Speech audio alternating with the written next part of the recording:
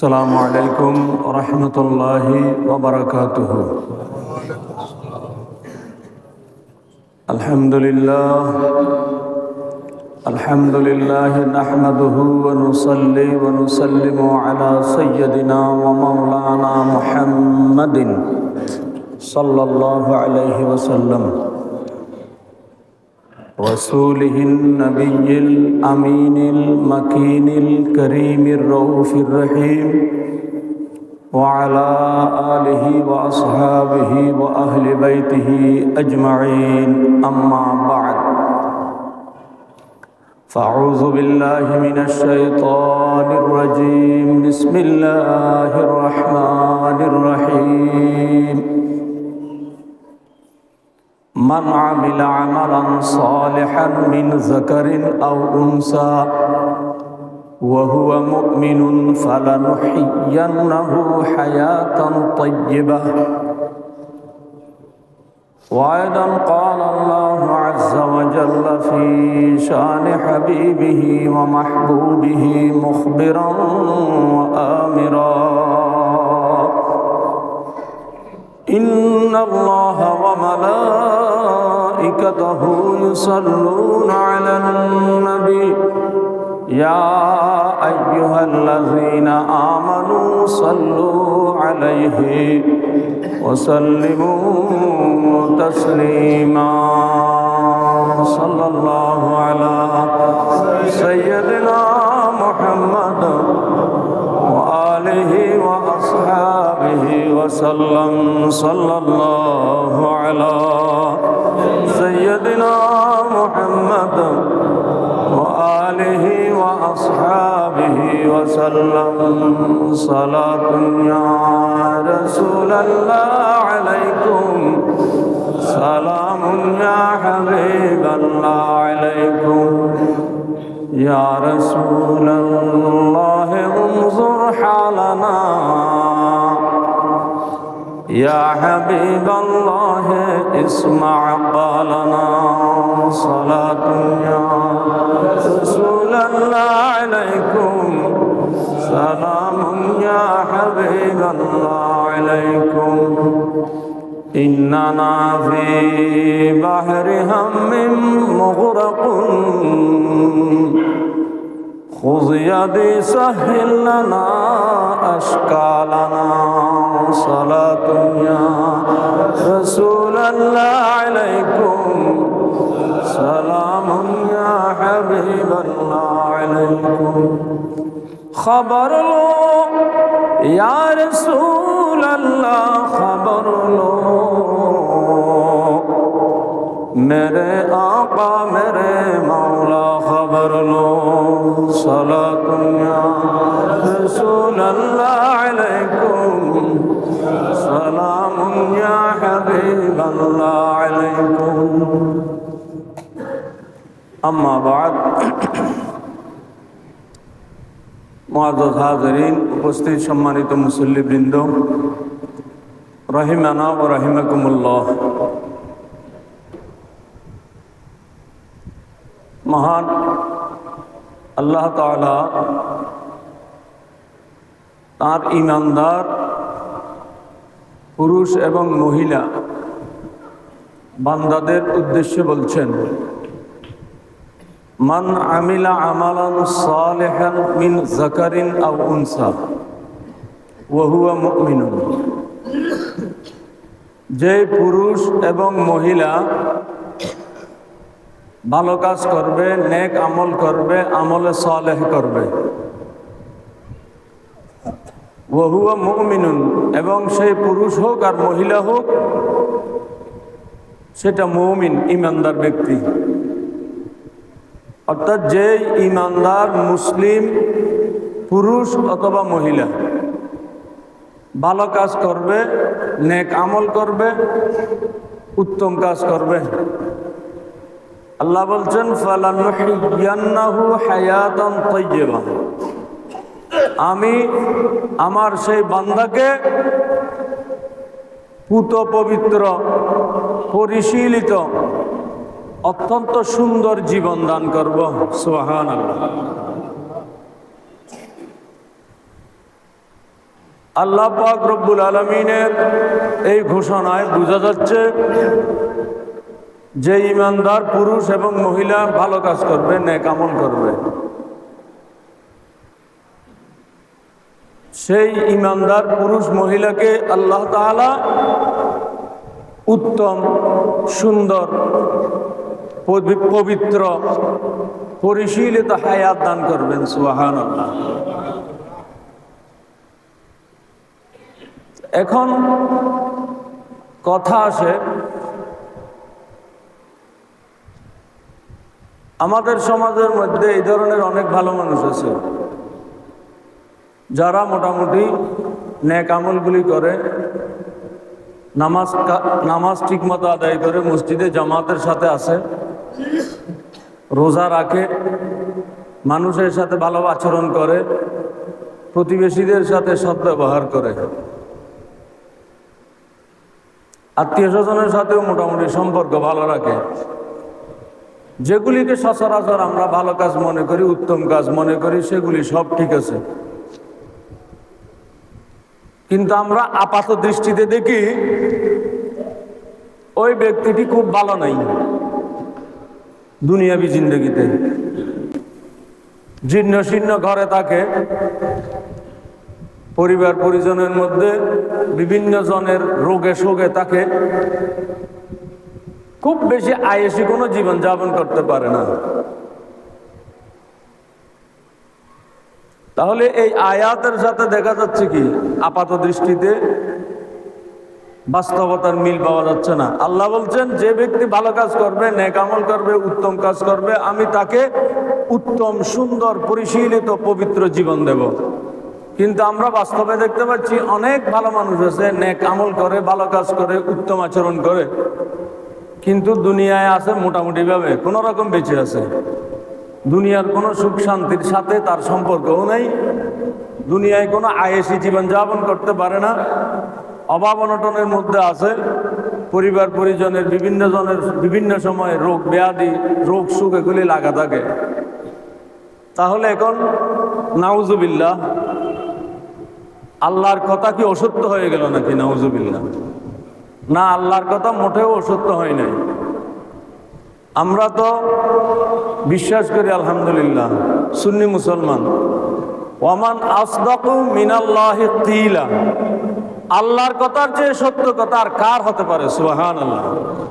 আল্লাহর কথা সবচেয়ে বড় সত্য, এর চেয়ে সত্য কথা আর হতে পারে না। আর ওয়াহাবিরা বিশ্বাস করবে আল্লাহ মিথ্যা কথা বলতে পারে, নাউজুবিল্লাহ। এরা এদের বই পুস্তকে পর্যন্ত লিখে দিয়েছে আল্লাহ মিথ্যা বলতে পারেন, নাউজুবিল্লাহ। তাহলে এটা আমাদের বিশ্বাস নয়। আমাদের বিশ্বাস কি? আল্লাহ যা বলবেন সত্য কথা বলবেন, মিথ্যার সাথে আল্লাহর সম্পর্ক হতেই পারে না। এটাই আমাদের আকীদা। তাহলে আল্লাহ যে বলেছেন নেক আমল যারা করবে তাকে উত্তম, পরিশীলিত, পরিশুদ্ধ জীবন দেবেন, এখন ওই মানুষটি তো খুব বেশি আরামের মধ্যে নাই। এর অর্থ হচ্ছে আল্লাহ যে উদ্দেশ্যে বলেছেন এখানে ফালানুহিয়ান্নাহু হায়াতান তাইয়্যিবা, সেটা হচ্ছে আখিরাতের জীবন।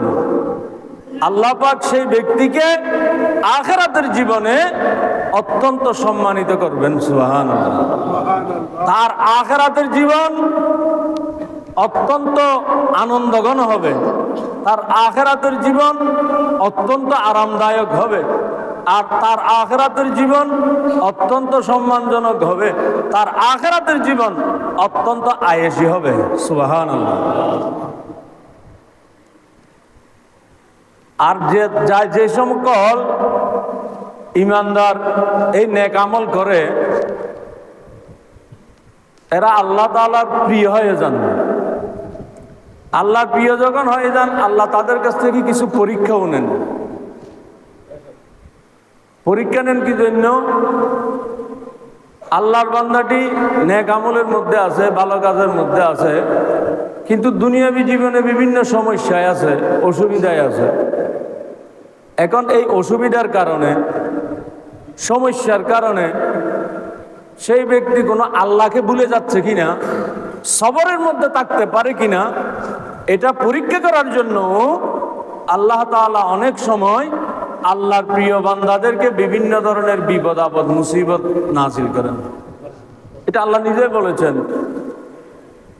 ওয়ালানাবলুওয়ান্নাকুম বিশাইয়্যিম মিনাল খাউফি ওয়াল জু'ই ওয়া নাকসিম মিনাল আমওয়ালি ওয়াল আনফুসি ওয়াস সামারাত ওয়া বাশশিরিস সাবিরিনা ইযা আসাবাতহুম মুসিবাতুন ক্বালু ইন্না লিল্লাহি ওয়া ইন্না ইলাইহি রাজিউন। আল্লাহ বলছেন, ওয়ালানাবলুওয়ান্নাকুম বিশাইয়্যিম মিনাল খাউফ, আমি তোমাদেরকে পরীক্ষা করব। পরীক্ষার বিষয় কি আল্লাহ ব্যাখ্যা করছেন, বলে দিচ্ছেন তোমাদেরকে কি কি বিষয়ে পরীক্ষা নেব। ওয়ালানাবলুওয়ান্নাকুম বিশাইয়্যিম মিনাল খাউফি ওয়াল জু'ই, তোমাদেরকে আমি ভয়ভীতি দিব, সংখ্যা ঢুকিয়ে দেব, ক্ষুধা তৃষ্ণা দেব, ওয়াল জু'ই ক্ষুধা দেব, ওয়া নাকসিম মিনাল আমওয়ালি ওয়াল আনফুসি ওয়াস সামারাত, এবং তোমাদেরকে ক্ষতিগ্রস্ত করব। কি দিয়ে? ধন সম্পদের ক্ষতি, সন্তান সন্ততি পরিবার পরিজনের মৃত্যু, ওয়াস সামারাত ফসল ফলাদির ক্ষতি। আল্লাহ ইমানদার মুসলমানকে পরীক্ষা করবেন ভয় এবং ক্ষুধা দিয়ে। ভয় ক্ষুধা এগুলি হবে ধন সম্পদের ক্ষয়ক্ষতি, সন্তান সন্ততি পরিবার পরিজনের ক্ষয়ক্ষতি, ফসল ফলাদির ক্ষয়ক্ষতি, এগুলির মাধ্যমে আল্লাহ পরীক্ষা করবেন। এই পরীক্ষার মধ্যে যে সমস্ত ইমানদার মুসলমান সবরের উপর থাকতে পারবে, সবর করতে পারবে, আল্লাহ যা দিয়েছেন ইন্না লিল্লাহি ওয়া ইন্না ইলাইহি রাজিউন, আমরা আল্লাহর জন্যই, আল্লাহর কাছে আমরা ফিরে যাব। আল্লাহ যা দিয়েছেন, যে অবস্থায় রেখেছেন, এই অবস্থায় যে ব্যক্তি শুকরিয়া আদায় করবে, সবরের মধ্যে থাকবে, সেই ব্যক্তি ওই আল্লাহর পরীক্ষার মধ্যে উত্তীর্ণ হয়ে যাবে। সুবহানাল্লাহ। এই জন্য ইমানদার মুসলমান হা হুতাশ করতে পারে না। কোনো মুসিবতের মধ্যে পড়লে, কোনো ক্ষয়ক্ষতি হলে হতাশ হয়ে যেতে পারে না। ইমানদার মুসলমান এটার উপরে সবর করবে। ইমানদার মুসলমানের এমন নিয়ামত আমাদের দিনটা, আল্লাহর পক্ষ থেকে কোনো মেহেরবানি পাবো, পুরস্কার পাবো, আমরা বলবো আলহামদুলিল্লাহ, সেটা আল্লাহর ইবাদত হয়ে গেল। আল্লাহর পক্ষ থেকে কোনো দুঃখ দুর্দশায় পতিত হব, বলবো ইন্না লিল্লাহি ওয়া ইন্না ইলাইহি রাজিউন, সেটাও ইবাদত হয়ে যাবে। সুবহানাল্লাহ। তাহলে এই যে আল্লাহ পাক যারা নেক আমল করবে তাদেরকে উত্তম ভালো পরিশীলিত হায়াত দেবেন, জীবন দান করবেন, যেটা বলেছেন সেটা হচ্ছে আখিরাতের জীবন। দুনিয়ার জীবনটা তো কোনো জীবনই নয় আল্লাহর দৃষ্টিতে। ওয়ামা হায়াতুদ দুনিয়া মাতাউল গুরুর ওমা হায়াতুদ দুনিয়া ইল্লা কলিল। এই হায়াতুদ দুনিয়া, দুনিয়াবী জীবনটা তো সামান্য, কিন্তু এই দুনিয়ার জীবনের জন্য মানুষ যেভাবে পাগল প্রায় হয়ে যায়, দুনিয়ার জীবনকে একটু শান্তিময় করার জন্য, দুনিয়ার জীবনকে একটু প্রশান্তিময় করার জন্য, দুনিয়ার জীবনে একটু ভোগ বিলাসে থাকার জন্য কি হাড় ভাঙা খাটুনি করে মানুষ। ওই ক্ষণস্থায়ী 50, 60, 70 বছরের জীবনকে আনন্দময় করার জন্য হক হালাল, হালাল হারাম বাস বিচার করে না। কিন্তু এরপরে যে একটা জীবন, সেটা তো কোনো 50, 60, 70 বছরের জীবনও নয়, 100, 200 বছর, 1200 বছরের জীবন নয়। সেই জীবন কতদিনের? আল্লাহু ওয়া রাসূলুহু আলাম। হাজার হাজার বছর, অনাদি অনন্তকালের যে সেই জীবন, সেই জীবনটা কিভাবে সুখময় করব, সেই জীবনটা কিভাবে প্রশান্তিময় করব, সেই জীবনের মধ্যে কিভাবে আল্লাহর পক্ষ থেকে পুরস্কার পাবো, সেই চিন্তা আমাদের বেশিরভাগ মানুষেরই নেই। অথচ সেই জীবনটা শান্তিময় করার জন্য, দুনিয়ার জীবনকে আরামদায়ক করার জন্য যে পরিশ্রম করতে হয়, সেই ধরনের পরিশ্রমের প্রয়োজন হয় না।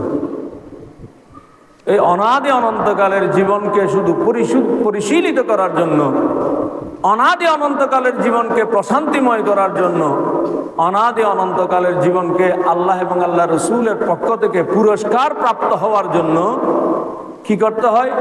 এই কাজ করতে হয়। মান আমিলা আমালান সালিহান মিন যাকারিন আও উনসা ওয়া হুয়া মুমিনুন, যে ব্যক্তি নেক আমল করবে, ভালো কাজ করবে, সেই ব্যক্তি অনাদি অনন্তকালের জীবনের মধ্যে আল্লাহর পক্ষ থেকে প্রশান্তি এবং আল্লাহর পক্ষ থেকে পুরস্কার প্রাপ্ত হবে। সুবহানাল্লাহ। দুনিয়ার জীবনে কিছু না পেলেও, তবে দুনিয়ার জীবনে আমরা পাওয়ার জন্য আল্লাহর কাছে চাইব, দুনিয়াটাও সুন্দর হওয়ার জন্য। যেমন এক সাহাবী রসুলের দরবারে আসা যাওয়া করেন, দেখা যায় প্রায় সময় রোগে শোকে থাকেন, পরিবার পরিজন নিয়ে খুব বেশি আরামে থাকেন না, বিভিন্ন কষ্ট দুঃখ দুর্দশা এগুলি লাগাই থাকে বলতে গেলে। রসুল সাল্লাল্লাহু আলাইহি ওয়াসাল্লাম একবার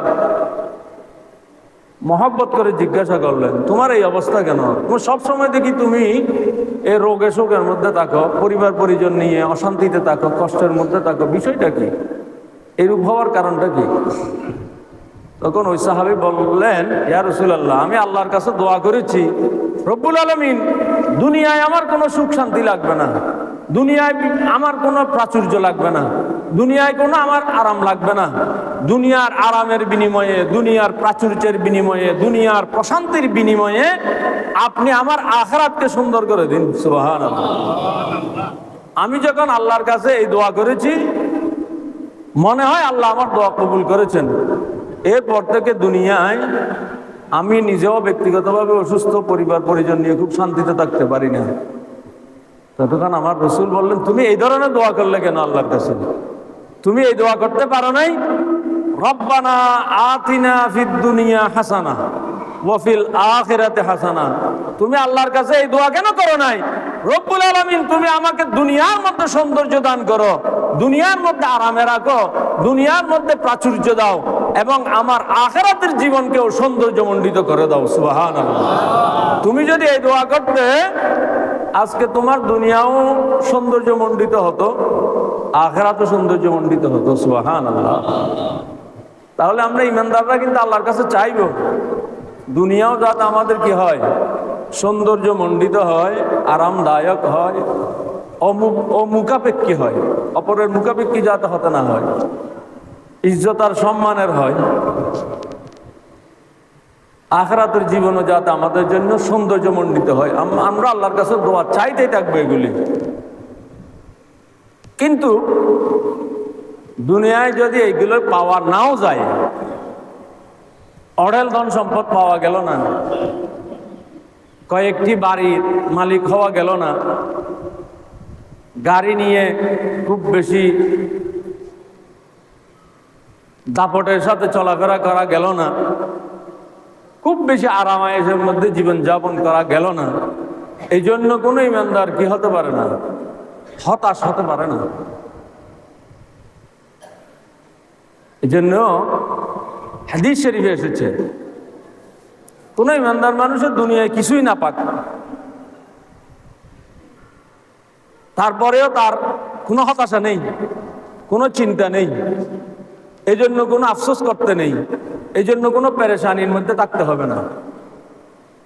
4টা জিনিস থাকলে হবে, শুধু 4টা জিনিস। হাদিস শরীফে এসেছে, আরবাউন ইজা কুন্না ফিকা ফালা আলাইকা মা ফাতাকা মিনাদ দুনিয়া। 4টা জিনিস যদি তোমার মধ্যে থাকে, আরবাউন ইজা কুন্না ফিকা, 4টা বিষয়, 4টা জিনিস, 4টা বিষয় যদি তোমার মধ্যে থাকে, ফালা আলাইকা, তোমাকে আর কোনো কিছু চিন্তা করতে হবে না। মা ফাতাকা মিনাদ দুনিয়া, দুনিয়ার মধ্যে কি কি হারিয়ে ফেলেছ, দুনিয়ায় কি কি তুমি পাও নাই, দুনিয়ায় কি আরামায়েশ তুমি করতে পারো নাই, দুনিয়ায় কি সম্পদ তুমি আহরণ করতে পারো নাই, এগুলি নিয়ে ফালা আলাইকা, তোমাকে কোনো চিন্তা করতে হবে না, এগুলির জন্য কোনো পেরেশানির প্রয়োজন নাই। শুধু চারটা জিনিস যদি তুমি পেয়ে যাও, বুঝতে হবে তুমি আখিরাতের জীবনে সফল। সুবহানাল্লাহ। চারটা জিনিস কি?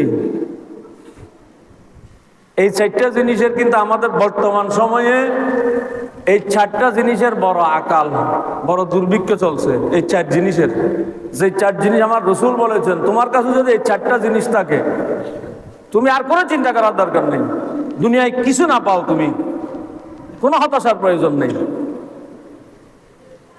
এই চার জিনিসের মধ্যে এক নম্বর হচ্ছে সিদকুল হাদিস, সব সময় সত্য কথা বলা। সুবহানাল্লাহ।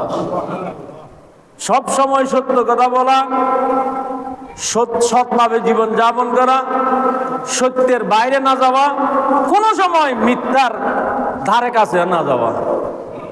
এই সত্যের মধ্যে থাকতে পারলে তুমি সব সময় যদি সত্যবাদী হতে পারো, এটা তোমার প্রথম এক নম্বর সম্পদ। এটার উপরে সবাই থাকতে পারে না। সত্যবাদী মানুষের বড় আকাল বর্তমান সময়েও, এটা বোঝা যাচ্ছে না নাকি এই এলাকায় সবাই সত্যবাদী? ভালো কথা, যদি সবাই সত্যবাদী হয় তাহলে তো খুবই উত্তম কথা। কারণ সত্যের মধ্যে সবাই সব সময় থাকতে পারে না, সত্য কথা সবসময় বলতে পারে না। সত্য কথা বলা এটা বড় নিয়ামত। আর যাদেরকে আল্লাহ পছন্দ করে ফেলেন, যারা সত্যের উপরে থাকতে চান, সবসময় সত্য কথা বলতে চান, তাদের মুখ দিয়ে আল্লাহ তাআলা কখনো মিথ্যা কথা বেরই করেন না। সুবহানাল্লাহ। যেমন হযরতে আবু বকর সিদ্দিক, আবু বকর সিদ্দিকের উপাধি হচ্ছে সিদ্দিকে আকবর, মহাসত্যবাদী। সুবহানাল্লাহ। আবু বকর সিদ্দিকের মুখ দিয়ে কখনো কোনো সময় মিথ্যার একটি শব্দ, একটি বর্ণও বের হয় নাই। সুবহানাল্লাহ। একবার তো এক মহাসমস্যায় পড়ে গিয়েছিলেন আবু বকর সিদ্দিক। এখন কি বলবেন? সত্য কথা বললে রসুলের উপরে মহাবিপদ নাজিল হচ্ছে অবস্থা দুনিয়াবী জীবনে, আবার মিথ্যা কিভাবে বলবেন আবু বকর সিদ্দিক? এই ধরনের একটা দোটানা অবস্থায় পড়ে গিয়েছিলেন হিজরতের রাত্রিতে। হুজুর করিম রউফুর রহিম সাল্লাল্লাহু আলাইহি ওয়াসাল্লাম যখন হযরতে সাইয়্যিদুনা আবু বকর সিদ্দিক রাদিয়াল্লাহু তাআলা আনহুকে নিয়ে হিজরতের রাত্রিতে মক্কা মুকাররমা থেকে মদিনা মুনাওয়ারার দিকে রওনা দিলেন, রাসূলের সাথে আছেন শুধু হযরতে আবু বকর সিদ্দিক। এদিকে কাফের মুশরিক বেদিনরা সবাই ওই দারুন নাদওয়ার বৈঠকে বসে সিদ্ধান্ত ঘোষণা দিল, যে ব্যক্তি মুহাম্মদকে জীবিত অথবা মৃত ধরতে পারবে, হাজির করতে পারবে, তার জন্য 100 উট পুরস্কার দেওয়া হবে। নাউজুবিল্লাহ।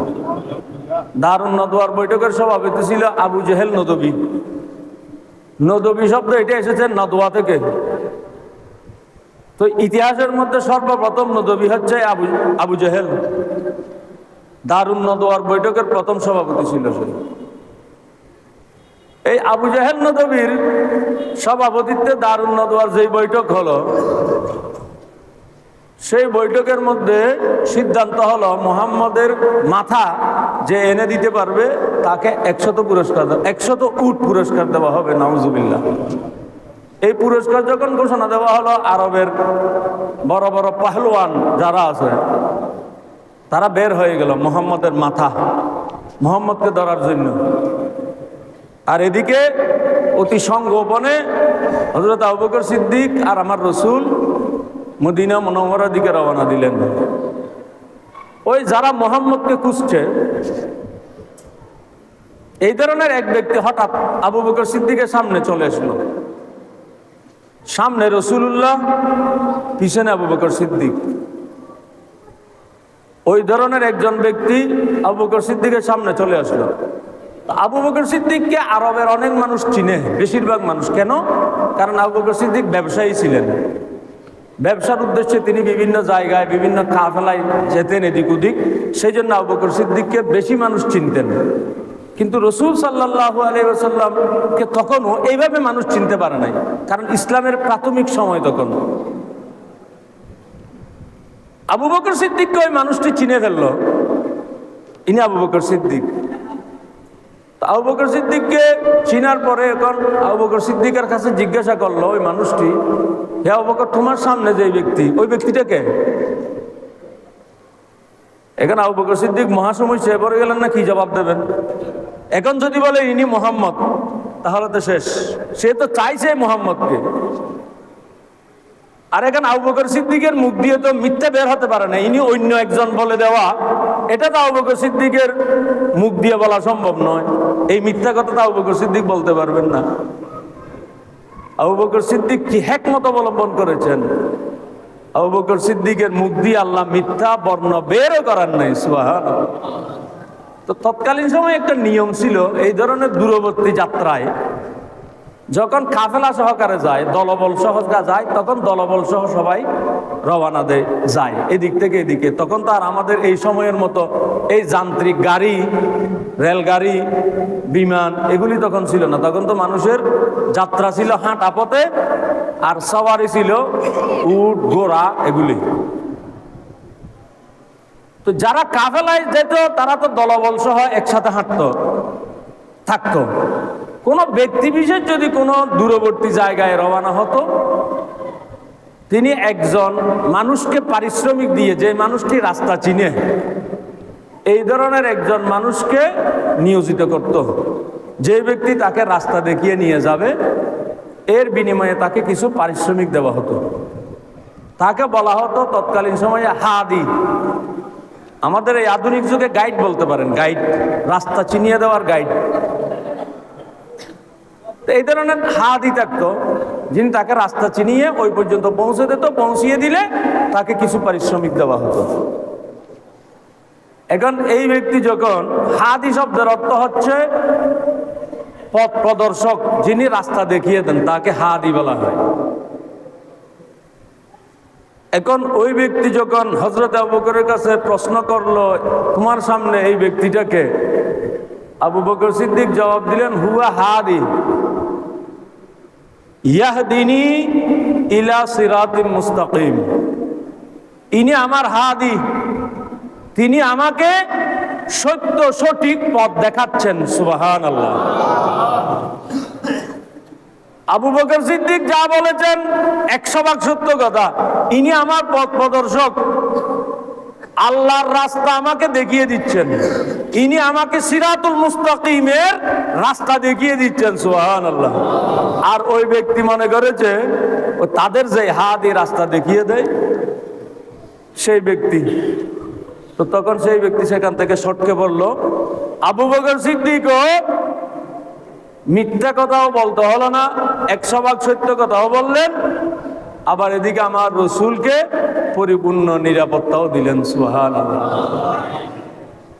তাহলে প্রথম নম্বর হচ্ছে কি, এই সিদকুল হাদিস, সত্য কথা বলা, এটার বাইরে যাওয়ার সুযোগ নেই। ইমানদার মুসলমান কখনো মিথ্যা বলতে পারে না। মুসলমান যখন মিথ্যা কথা বলে, হাদিস শরীফে আছে, মুখ থেকে তার এমন দুর্গন্ধ বের হয়, ফেরেশতারা তার দুর্গন্ধ সহ্য করতে পারে না, ফেরেশতারা কয়েক মাইল দূরে চলে যায়। নাউজুবিল্লাহ। মিথ্যা এত খারাপ জিনিস।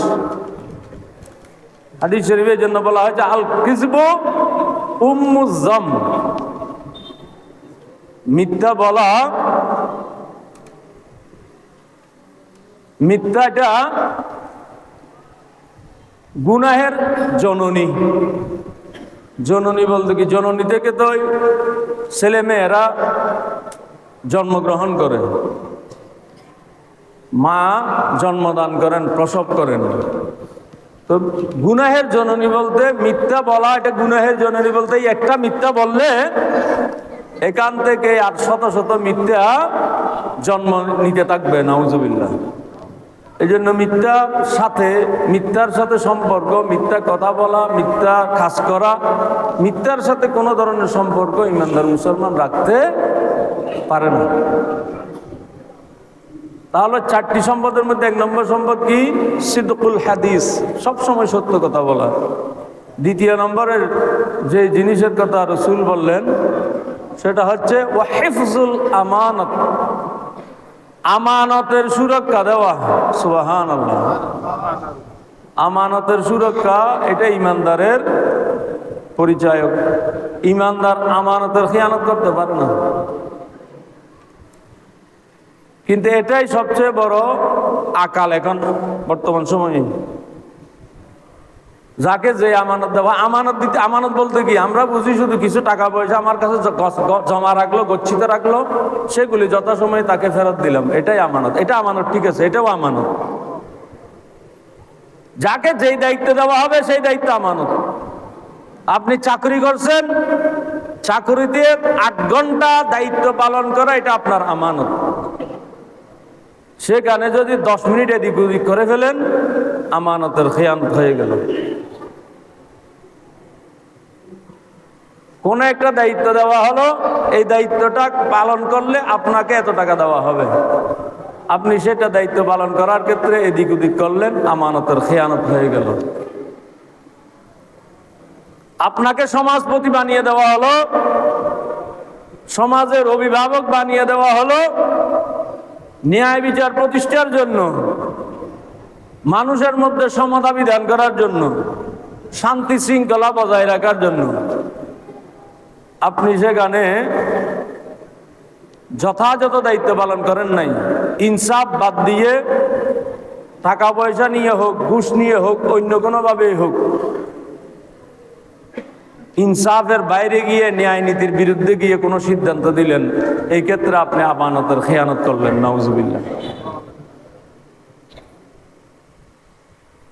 মা বাবা মেয়েটিকে 18 বছর 20 বছর অত্যন্ত আদরের সাথে প্রতিপালন করে স্বামীর ঘরে তুলে দিয়েছে স্ত্রী হিসেবে, মেয়েটিকে আমানত দিয়ে দিয়েছে আপনার হাতে। আল্লাহ বলছেন ওয়াশিরুহুন্না বিল মারুফ, তুমি যে মেয়েটিকে নিয়ে আসছো স্ত্রী বানিয়ে, তার সাথে সদ্ব্যবহার করো, ভালো আচরণ করো। তো তার সাথে ভালো আচরণ করা, উত্তম ব্যবহার করা, সদ্ব্যবহার করা, এগুলি আমানতদারি। আপনি সেগুলি করলেন না, তার সাথে খারাপ ব্যবহার করলেন, গালাগালি করলেন, মারামারি করলেন, খারাপ ব্যবহার করলেন, গায়ে হাত তুললেন, অনৈতিকভাবে, অন্যায়ভাবে, আমানতের খেয়ানত করলেন। নাউজুবিল্লাহ। আমানতের খেয়ানত সব জায়গায় আছে। আমানতের খেয়ানত যারা করে তাদেরকে মুনাফিক বলা হয়েছে হাদিস শরীফে। নাউজুবিল্লাহ। তা আমানতের খেয়ানত কোথায় কোথায় আছে আশা করি বুঝতে পারছেন। শুধু টাকা পয়সা দিলে সেগুলো যথারীতি রাখলাম, এটাই শুধু আমানত নয়, এটাও আমানত, কিন্তু এটা শুধু আমানত না, আমানত প্রতিটি কাজের মধ্যে আছে। পারিবারিক জীবনে আমানত, সামাজিক জীবনে আমানত, মসজিদের ইমামতিটা আমানত, ওলামা একরামের যেই মনে করেন কোরআন শরীফের খতম, আলেমগণকে দায়িত্ব দেওয়া হয়েছে 1 খতম কোরআন শরীফ পড়ানো হবে, তার বিনিময়ে কিছু দেওয়া হলো।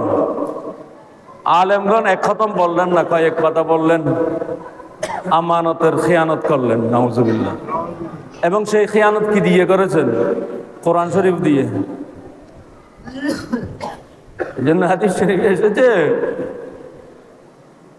লা ইয়াবকা মিনাল ইসলামি ইল্লা ইসমুহু ওয়া লা ইয়াবকা মিনাল কুরআনি ইল্লা রাসমুহু ওয়া মাসাজিদুহুম আমিরাতুন খারাবুম মিনাল হুদা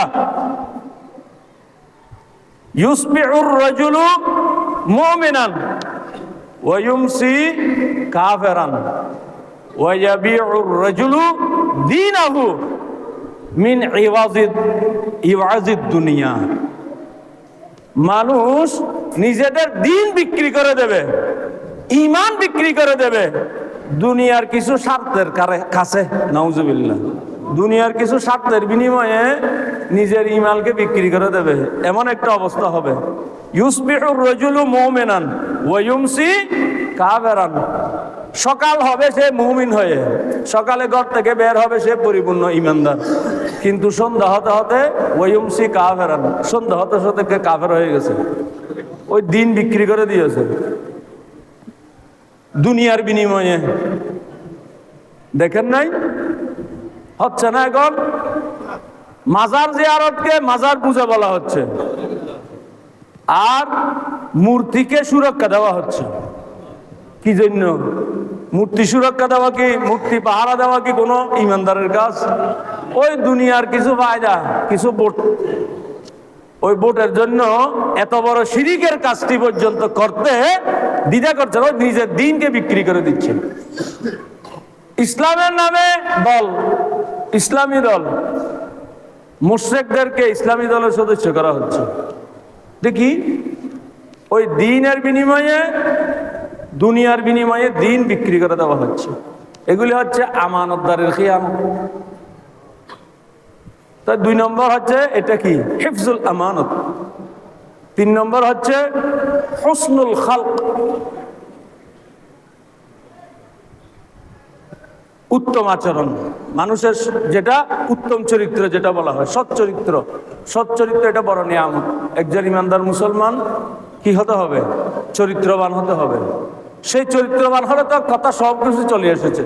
চরিত্রবান হলে মানুষের সাথে ভালো আচরণ করবে, সুন্দর কথা বলবে, মিষ্টি মুখে কথা বলবে, রাগারাগি করবে না, ধাবাধাবি করবে না, ইফটিজিং করবে না, স্ত্রীর সাথে খারাপ আচরণ করবে না, মা বাবার সাথে খারাপ ব্যবহার করবে না, সবগুলি চলে এসেছে। তাহলে 3 নম্বরের সম্পদ কি? উত্তম চরিত্র। 4 নম্বর, আর এগুলি নিয়ে বিস্তারিত ব্যাখ্যার সময় হচ্ছে না। 4র্থ নম্বর হচ্ছে ইফফাতুত তাআম, পবিত্র খাদ্য গ্রহণ। পবিত্র খাদ্য গ্রহণ বলতে কি?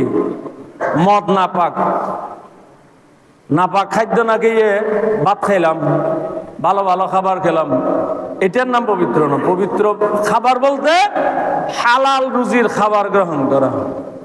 হারাম রুজি দিয়ে, হারাম উপার্জন দিয়ে খাদ্য গ্রহণ করা হবে, সে খাদ্য হারামের খাদ্য। সেই খাদ্য এমনিতে আল্লাহর হুকুমের মধ্যে যদিও সেটা কি হালাল, ভালো হালুয়া রুটি খাওয়া হচ্ছে হালাল খাদ্য, কিন্তু হারামের উপার্জন দিয়ে যখন হবে সেটাও হারাম। তো হারামের উপার্জন দিয়ে যখন খাদ্য গ্রহণ করা হবে, সেই খাদ্য দিয়ে যে শরীর, সেই শরীর দিয়ে যখন ইবাদত হবে, সেই ইবাদত কোনো কাজে আসবে না। এই জন্য কি লাগবে? উপার্জন যেটা হবে সেটা পবিত্র উপার্জন হতে হবে। তাহলে এই 4টি জিনিস যদি একজন ইমানদারের থাকে, সিদকুল হাদিস, সত্যবাদিতা, হিফজুল আমানত, আমানতের সুরক্ষা দেওয়া, হুসনুল খালক, সৎ চরিত্র, ইফফাতুল তাআম, পবিত্র খাদ্য। আমার রসুল বললেন এই 4টি যার কাছে থাকবে, তোমার কাছে দুনিয়ার কোনো সম্পদ না থাক, দুনিয়ায় তুমি সব কিছু হারিয়ে ফেলেছো, এরপরেও তোমার হতাশ হওয়ার, না পাওয়ার কোনো আক্ষেপ করার কোনো কারণ নাই। সুবহানাল্লাহ। এই 4টি হচ্ছে আখিরাতের জন্য সবচেয়ে বড় সম্পদ। সুবহানাল্লাহ। আল্লাহ আমাদেরকে এই সম্পদগুলি আহরণ করার তৌফিক দান করুন। আমিন।